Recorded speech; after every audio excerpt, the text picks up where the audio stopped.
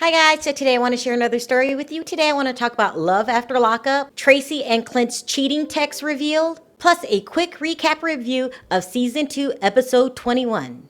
Okay, so let me start by saying I really do think that Love After Lockup has to be the craziest reality TV show on television. I mean, at this time, I really do. You know what it really reminds me of? It reminds me of that show called Dope on Netflix. That's what Love After Lockup reminds me of. Because I really do feel like I'm looking at crack behavior, okay? Just the whole show reminds me of crack. Either someone's on crack, or someone needs to be on crack, or someone needs to be on a crack alternative. That's how I feel about this show. And let me tell you people, this fight that Clint and Tracie had at the beginning of the episode, well, I mean, I just don't know how to explain it. Well, I guess I gotta be honest. It really looked like a crackhead argument.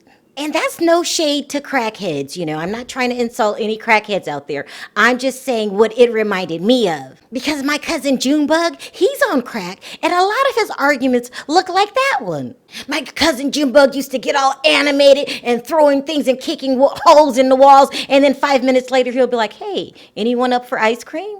I mean, that fight was just so animated and over the top, especially when I read the text messages. So one of my favorite blogs, Starcasm, finally released the text messages so we get to see what was actually said and what sparked this crazy fight argument.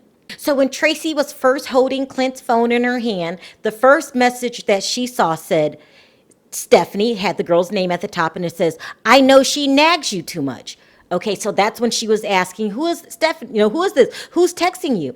So then she actually opened the app, and this is how the rest read. Stephanie says, what do you mean it's over? I still have feelings for you. Don't you want to see me? Answer me, Clint. And then Clint responds by saying, Stephanie, my heart is with Tracie now, and I just can't do anything else behind her back. Stephanie responds, but your heart was with licking my head to toe. Like, ew, what does she mean by that? Okay, let me keep reading. Stephanie goes on, come on, baby. You don't want to miss this chance with this body. Then she says, Hobbs isn't good for you, and she isn't good for you. Let's move to Vegas. Do we really want them moving here? Okay, let me keep reading. Hold on. After everything you have said about her, I know I'm better for you. And then she sent, a picture of her boobs. So as you can see by the messages, there really wasn't too much for Tracie to worry about because he did profess his love for Tracie. But then on second thought, there was that part about licking from head to toe. Ooh, maybe she does have a problem on her hands. I mean, that's the part I would be worried about if I was Tracie. But no such luck. She decided to just go ahead and plan a vow renewal in Vegas. I mean, that could be another way of handling the problem too. I guess. Listen, I better move on because these people are starting to make me feel strung out. Next, let's talk about Brittany and Marcelino. Now, I've been telling you guys from day one that something's wrong with Marcelino, and nobody's listening to me. It's like he has some kind of ticky boom in his head, and when it booms, he can't control himself. Like, tick, tick, tick, boom, I'm gonna marry my cousin. I don't care what anyone says. Tick, tick, tick, boom, Sasha's not gonna be the godmother. Tick, tick, boom, I need to talk to Tito, now.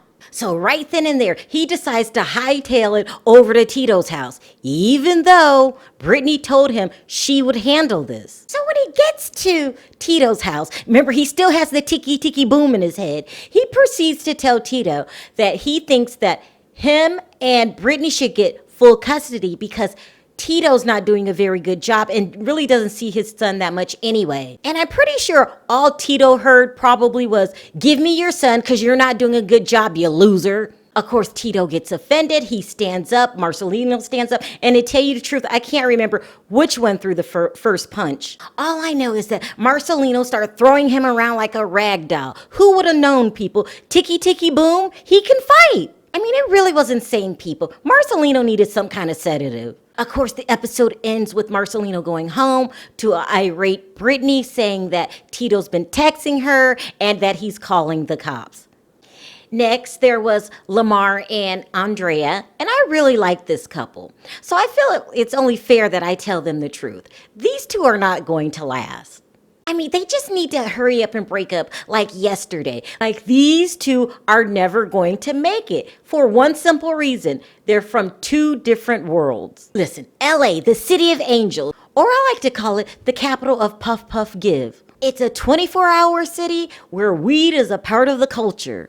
And all Andrea's gonna do in LA is mess up the rotation. Puff Puff Give, Puff Puff Give. I mean, these two cities are like night and day. Utah is boring and closes up at 9 o'clock, even though it's pretty. It's a pretty city, but everything closes at 9. LA's a 24-hour city and really dirty and ugly unless you live in the nice part.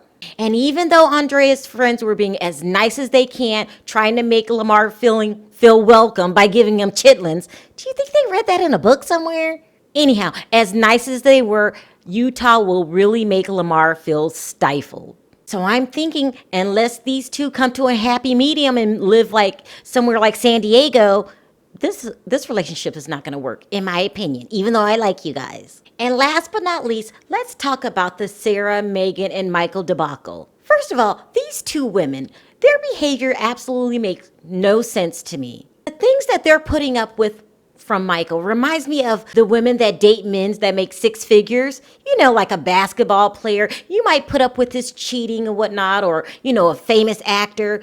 But from a zero-figure income person, well, that's just downright unacceptable. And I'm starting to think that the entire group, all three of them, they must smoke weed or something, because no one's making any rational decisions. So this episode, when Sarah went to go file for divorce, I didn't get happy. And you want to know why I didn't get happy? Because I don't believe she's going to serve him the papers. She's going to talk herself out of it like she always does. And as Sarah supposedly getting the paperwork together for the divorce, at the same time they showed Megan with her family, and her father actually got on the phone with Michael, and he asked Michael, how come you didn't tell Megan you were married from the beginning? And Michael said something smug like, you gotta ask her. Now, some people might think Michael was really rude. Me, however, I didn't care, because I know no matter what happens, Megan's gonna stay with Michael.